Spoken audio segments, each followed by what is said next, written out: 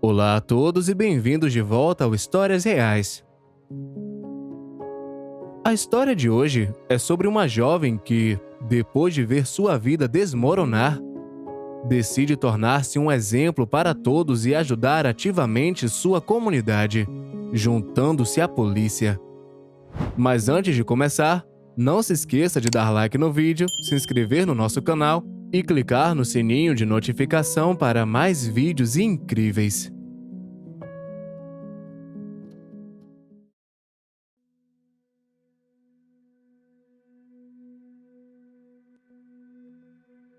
Os detetives geralmente tentam juntar as peças de um quebra-cabeça para criar uma imagem mais completa.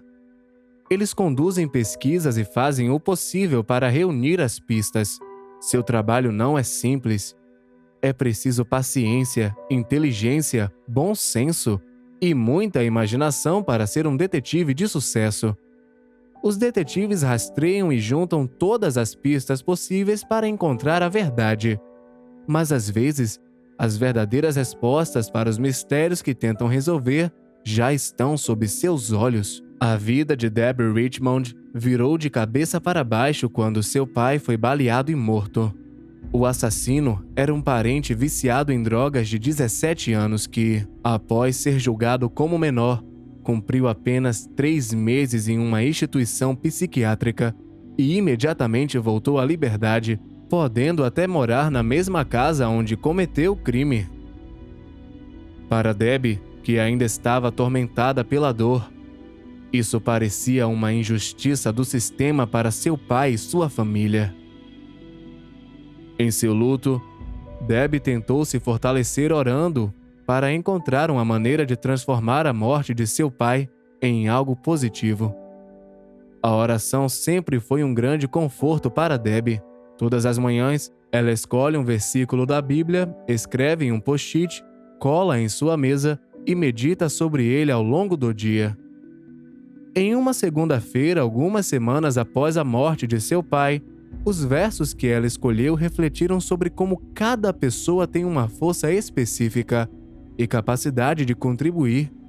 E quase como um sinal do destino, quando Debbie abriu o jornal, um anúncio de emprego para trabalhar na mesa telefônica da polícia saltou sobre ela. Debbie teve uma epifania. Talvez esse fosse o sinal que ela esperava. Em um dia, ela poderia ter esperança de fazer carreira na polícia. Ela nunca teria pensado em ser policial. Ela se achava uma garota feminina demais para o trabalho. Mas não podia ignorar aquele sinal do destino. E então, ela se inscreveu.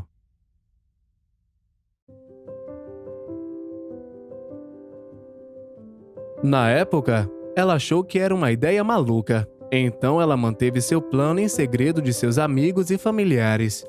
Debbie queria fazer a diferença, para que outras pessoas não fossem tratadas pelo sistema da maneira como ela foi tratada. E sua determinação valeu a pena. Debbie conseguiu o emprego. E depois de 2 anos conduzindo ligações de emergência, Debbie se inscreveu para entrar na academia de polícia. Ela novamente manteve o teste em segredo de sua família e amigos, porque ela não queria se sentir envergonhada se não passasse. Mas novamente o fez sem problemas. E assim, depois de vários anos como policial de patrulha, Debbie mudou-se para a divisão de investigação criminal. Ela estava no departamento de polícia havia 20 anos e agora, finalmente, trabalhava como detetive, investigando casos de abuso infantil e de idosos.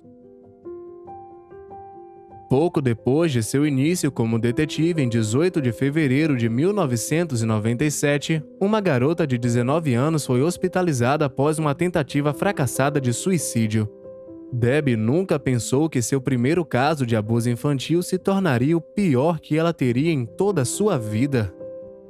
Na verdade, ela ainda era uma detetive júnior quando conheceu uma garota chamada Elsa no hospital. Elsa tentou se matar bebendo um pouco de líquido descongelante. Cabia a Debbie descobrir o que havia de errado na vida de Elsa até aquele ponto. E não seria fácil.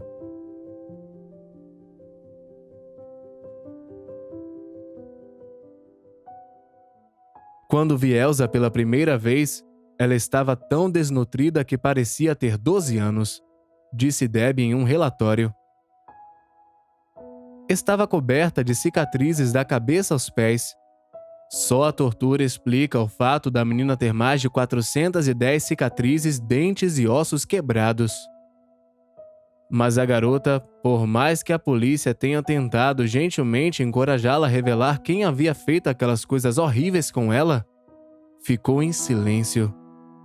Seus pais adotivos Joey e Evangeline obviamente a visitavam todos os dias. E quando seus colegas de trabalho perderam a esperança de receber qualquer pista da pobre garota, Debbie notou algo estranho. Toda vez que seus pais adotivos entravam no quarto, Elsa tinha reações fisiológicas incomuns.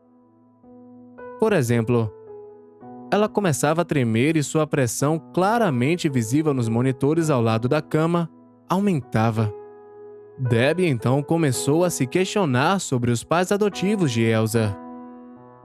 Ninguém mais parecia notar esses sinais, mas Debbie sabia dentro de si que esse casal estava escondendo um segredo obscuro.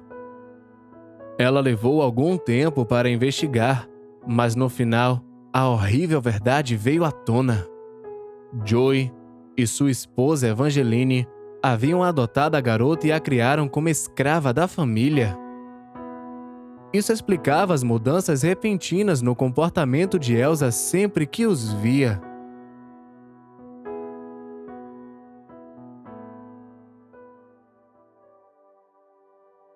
O caso atraiu interesse nacional. Joey e Evangeline foram indicados por abuso e presos pela polícia.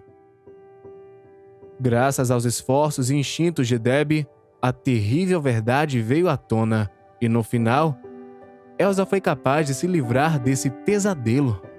Eles dizem que você nunca deve investigar o abuso infantil por mais de 5 anos porque isso te consome, disse Debbie em uma entrevista. Mas não sou especial. O caso foi resolvido graças ao trabalho de toda a equipe.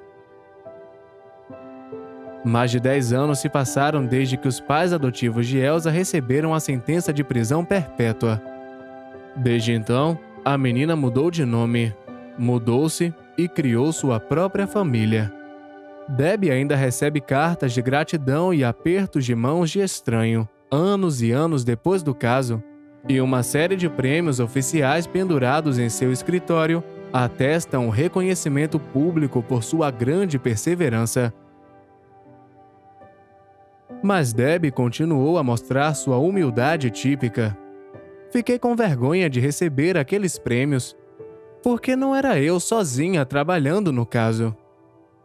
Debbie Richmond provou que um passado devastador não deve impedir ninguém de fazer a diferença. As pessoas devem usar suas experiências anteriores para se motivar e fazer mudanças para melhor, para ajudar outras pessoas a não vivenciarem as coisas pelas quais passaram.